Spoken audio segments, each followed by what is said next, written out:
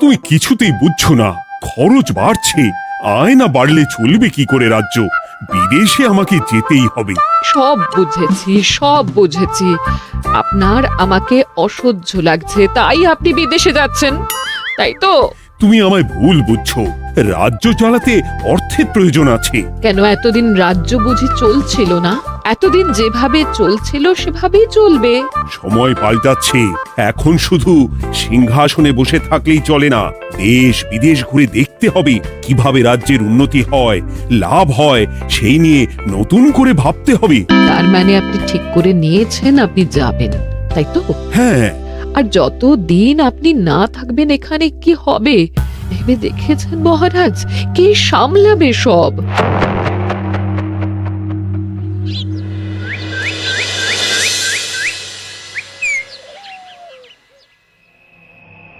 চিঠি?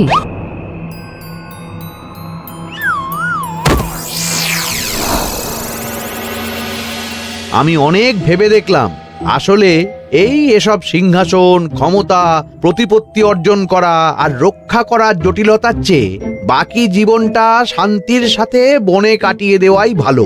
বলছি সবই তো বুঝলাম, কিন্তু এই শান্তিটা কে? মহারাজ সন্ন্যাসী হয়ে গেলেন আর এসব নিয়েও তুমি ভাড়ামি করছো গোপাল? ও মা গো, এবার কি হবে? চিন্তা করবেন না রানীমা, কৃষ্ণনগরকে আমি আমার বুক দিয়ে আগলে রাখবো। আপনার ছাতির মাপটা ঠিক মতো জানেন তো মন্ত্রী মশাই? মানে ওই গোটা কৃষ্ণনগরকে কি আপনি আপনার বুকের মধ্যে আগলে রাখতে পারবেন? গোপাল, মার্জনা করবেন মন্ত্রী মশাই। আমি বলছিলাম কি, ওইসব আগলে টাগলে রাখার আগে ওই ভালো করে খুঁজে দেখুন সব। মানে কি বলতে চাইছো কি তুমি? মহারাজকে খুঁজে বার করুন মন্ত্রী মশাই, লোক পাঠান। তিনি হয়তো এখনো বেশি দূর যেতে পারেননি। এটা কিন্তু ঠিক বলেছে গোপাল, তাকে একবার যদি খুঁজে পাই আমরা। আপনি চিন্তা করবেন না রানীমা, আমি এক্ষুনি লোক পাঠাচ্ছি। আর গোপাল, রানীমাকে বিশ্রাম নিতে দাও। যাও এখন, যত সব।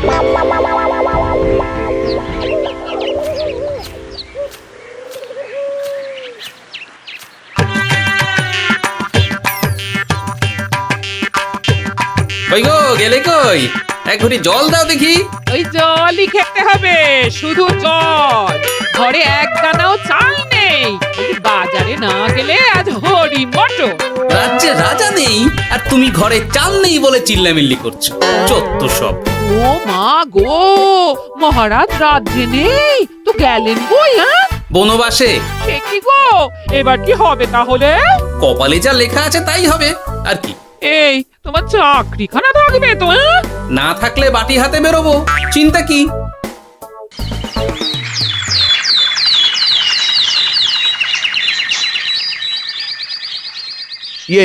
মহারাজ যখন নেই তখন আমি যখন এ রাজ্যের মহামন্ত্রী, তখন আমি এত মানে করার কি আছে মন্ত্রী মশাই? মহারাজ নেই তো কি হয়েছে, রানীমা তো আছেন। আমরা তার কথা মতোই চলব। গোপাল একদম উচিত কথা বলেছে। হ্যাঁ, আমিও তো তাই বলছিলাম। মহারাজ যখন নেই তখন রানীমার নির্দেশ মতোই তো আমাদের সামলাতে হবে সব। কতদিন আর আগলাবে গোপাল? আজ নয় কাল এই শর্মাকেই বসতে হবে এই সিংহাসনে। যতদিন পারি ততদিন তো চেষ্টা করতেই হবে মন্ত্রী মশাই। আপনি যদি চলেন ডালে ডালে, আমি চলি পাতায় পাতায়। রাজা মশাই আছেন? আমি অনেক দূর থেকে আসছি।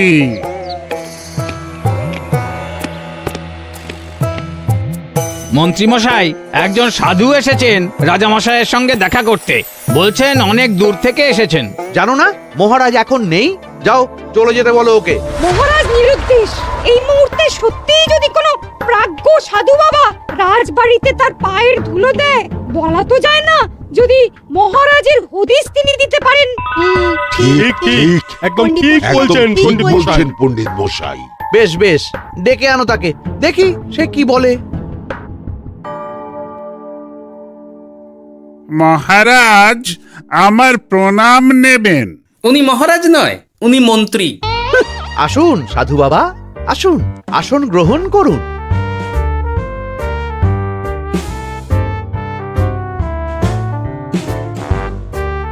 এ কি করলেন সাধু বাবা? এটা তো মহারাজের সিংহাসন। আপনার জন্য আমি অন্য আসনের ব্যবস্থা করে দিচ্ছি, আপনি বরং সেখানে বসুন। ওহ, রাজাই যখন নেই তখন তার সিংহাসনে বসতে ক্ষতি কি? আপনি কি করে জানলেন মহারাজ নেই? বুঝলি না, সাধু বাবা যে অন্তর্যামী গোপাল। এবার কি হবে? উনি যদি বলে দেন মহারাজ কোথায় আছেন, তাহলে তো আমার আর বাবা পণ্ডিত মশাই, আগেই ওরকম হামলে পড়বেন না। আচ্ছা, আপনি যদি অন্তর্যামী হন, বলুন তো আমাদের রাজা মশাই কোথায় গেছেন? জবর জটা কালো চুলে দেনামা অতীত বলেন। বুম! মহারাজ বনবাসে গেছেন। এটা যখন বলেছেন সাধু বাবা, তাহলে মহারাজ এখন কোথায় আছেন সেটাও নিশ্চয়ই আপনি বলে দিতে পারবেন। গোপাল, সব বিষয়ে নাক গলিও না তো তুমি। ঠিক ঠিক আছে, রাজা মশাইকে নিয়ে চিন্তা হওয়া তো খুবই স্বাভাবিক, কিন্তু গোপাল, রাজা মশাই বনবাসে গেছেন, তাকে আর সংসার মায়ায় বাঁধা ঠিক কাজ হবে না। এ আপনি কি বলছেন সাধু বাবা? মহারাজ না থাকলে রাজ্য চলবে কেমন করে? নতুন রাজা নির্বাচন করতে হবে। এই তো খেলা জমে গেছে, একে দিয়েই কাজ হবে মনে হচ্ছে। সাধু বাবা, এসব নিয়ে নয় পরে আলোচনা করা যাবে। এই কে আছো? সাধু বাবার পা ধুইয়ে দাও ভালো করে। না, বিষয়টা ঠিক সুবিধের মনে হচ্ছে না। আহা মন্ত্রী, করেছ কি? আমি সাধু মানুষ, এত খেতে পারি কি? ও বললে হবে না সাধু বাবা, আপনার জন্য নিজে দাঁড়িয়ে থেকে মহারাজের খাস হালুই করকে দিয়ে রাঁধিয়েছি সব। দেখুন না একটু, অমৃত অমৃত। বেশ বেশ, এত করে বলছো যখন, বাহ বাহ, চমৎকার চমৎকার। আমি জানি তো যে এমন খাবার আপনি আগে কখনো খাননি।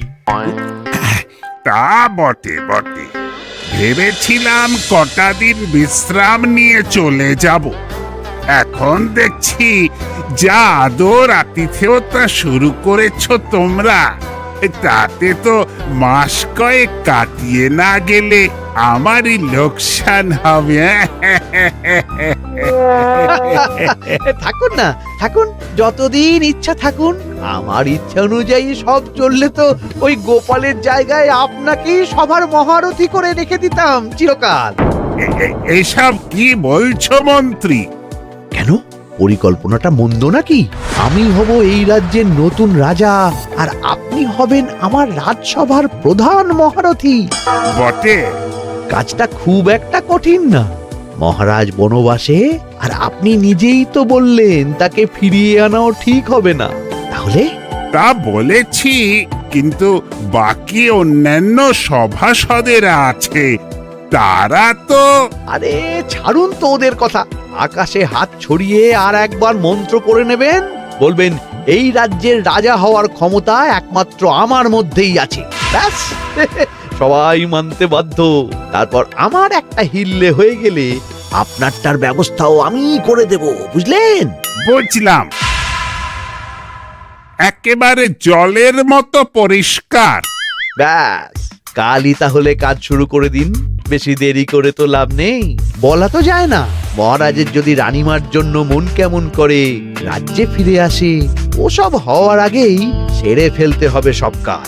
রাজা হওয়ার খুব তাড়া দেখছি তোমার মন্ত্রী। ওপরে ওঠার ইচ্ছা কার না থাকে বলুন তো সাধু বাবা? আর মাত্র কটা দিনের অপেক্ষা, ব্যাস, তারপরেই এই সিংহাসনের মালিক হব আমি। কৃষ্ণনগরের নতুন রাজা হব আমি। সমস্ত ধন দৌলত থাকবে আমার এই হাতের মুঠোয়। কি অত ভাবছেন মন্ত্রী মশাই একা একা? মানে কি ভাবছি তার কৈফিয়ত তো তোমায় দিতে হবে। হ্যাঁ, হিমা, ছি ছি ছি, আপনি কেন কৈফিয়ত দেবেন? আপনার মুখ দেখলেই তো বোঝা যাচ্ছে যে আপনি কি ভাবছেন। তাই বুঝি? তা বলো দেখি কি ভাবছি আমি। আপনি ভাবছেন ওই কৃষ্ণনগরের সিংহাসনের কথা। শুনে ফেললো নাকি সব? আপনি ভাবছেন আমাদের মহারাজের কথা, তাকে কিভাবে ফিরিয়ে আনা যায় সেই কথা, তাই না? মহারাজকে যে আর ফিরিয়ে আনা যাবে না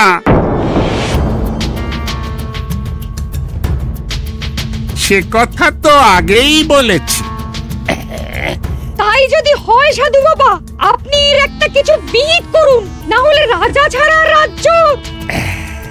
ঠিক বলেছ, রাজা রাজ্য, নুন ছাড়া তরকারি, আলো ছাড়া দিন, জল ছাড়া জীবনের মতো। তাই যত দ্রুত সম্ভব নতুন রাজা নিয়োগ করা দরকার। কিন্তু এ বিষয়ে সিদ্ধান্ত নেওয়ার আগে রানীমার সাথে কথা বলা জরুরি। তার চেয়েও জরুরি একটা কাজ আগে করা দরকার। কিসের কথা বলছেন মন্ত্রী মশাই? গোপালের বহিষ্কার। এ আপনি কি বলছেন মন্ত্রী মশাই? একে রাজা মশাই, তার মধ্যে গোপালের মতো বিচক্ষণ মানুষকে রাজসভা থেকে বহিষ্কার করলে তো রাজ্যেরই ক্ষতি। এটাই হচ্ছে সমস্যা। এই কক্ষে যার যেটা কাজ নয় সে সেটা নিয়ে বেশি চিন্তিত। তুমি বিজ্ঞানে মন দাও, রাজকাজ আমার দায়িত্ব। তাহলে এরকম সিদ্ধান্ত নেওয়ার আগে সবার সাথে আলোচনা করা দরকার। কোনো দরকার নেই, আমি যা বলেছি তাই হবে। রাজ্যের ব্যয়ভার বাড়ছে, এই মুহূর্তে কোনো ভাঁড়কে অযথা বেতন দিয়ে পোষার কোনো মানে হয় না। তাই গোপালেরও কাল থেকে রাজসভায় আসার কোনো দরকার নেই। সবই আমি বুঝতে পারছি মন্ত্রী মশাই। বেশ, আপনি যখন বলছেন, এই আমার শেষ দিন রাজসভায়, চলি সবাই, ভালো থাকবেন।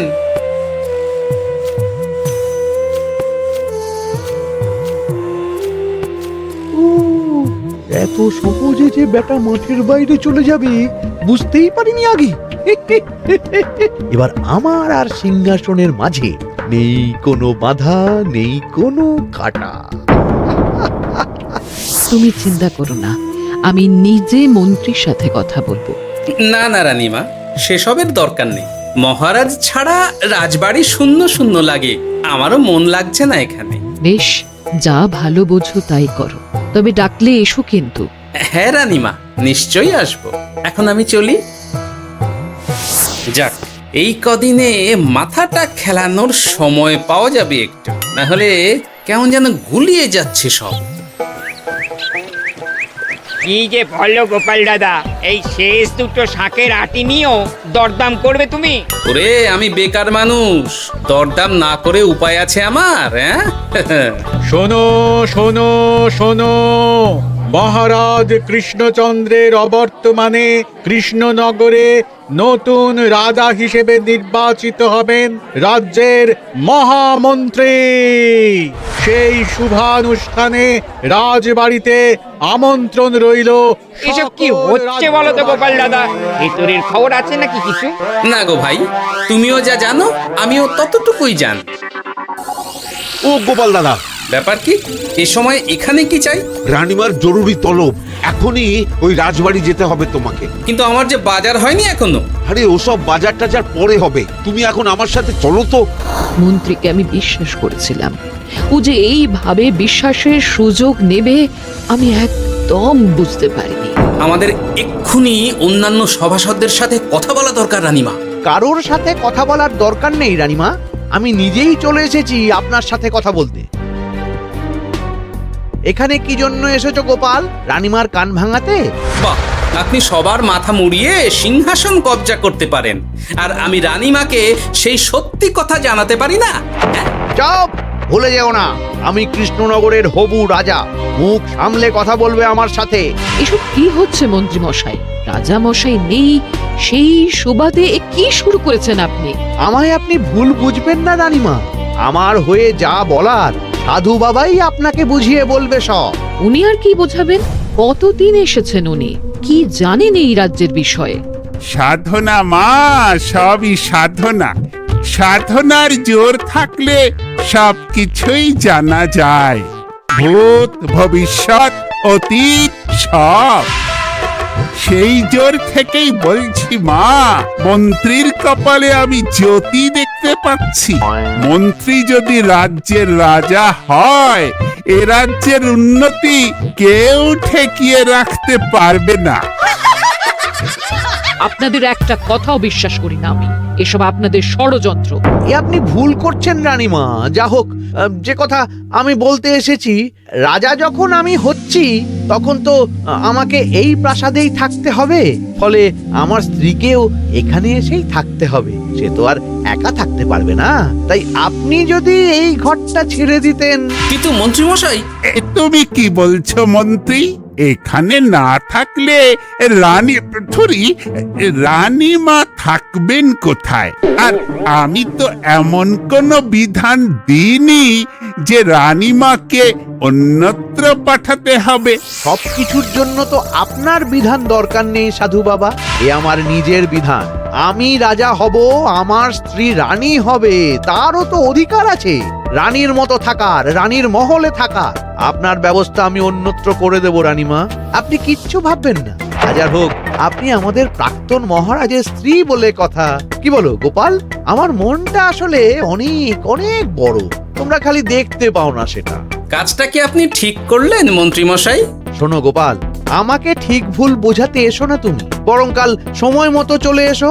কৃষ্ণনগরের নতুন রাজার রাজ্যাভিষেকের জন্য মহাভোজের আয়োজন হবে। যতদিন পাচ্ছ খেয়ে নাও পেট ভরে।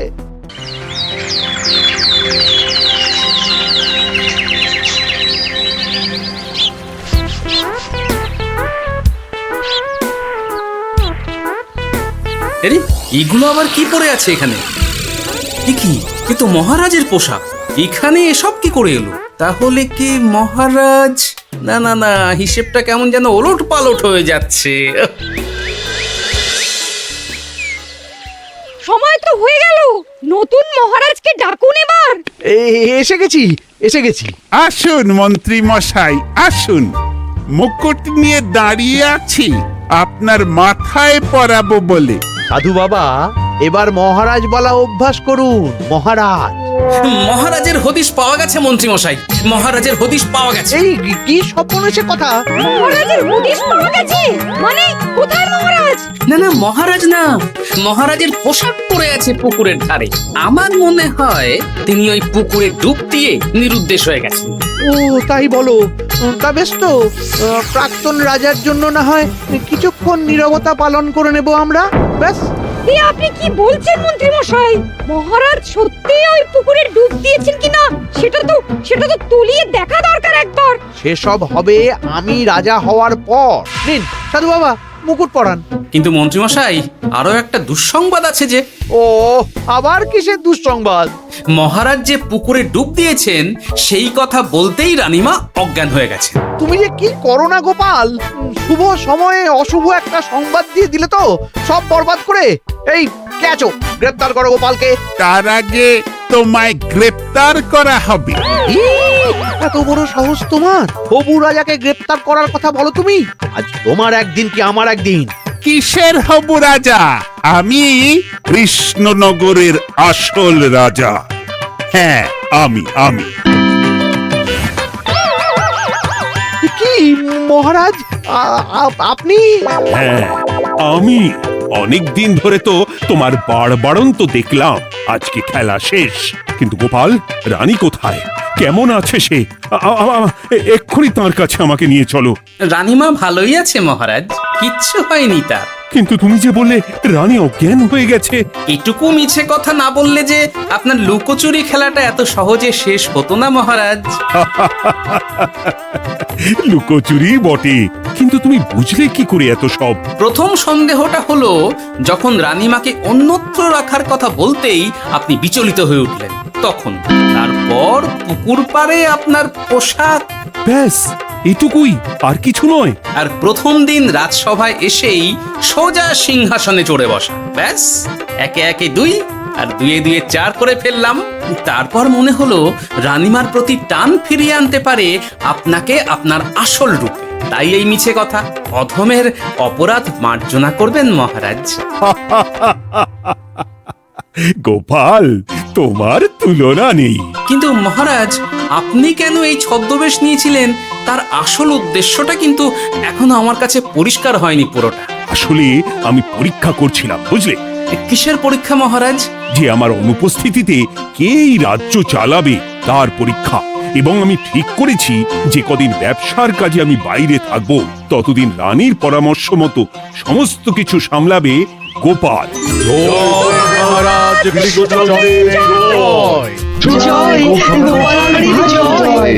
আর আমি মহারাজ?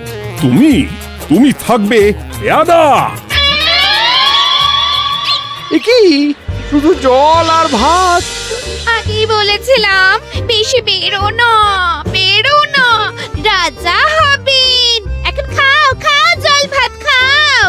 চেষ্টায় তুমিও আমাকে ভুল বুঝলে গিন্নি।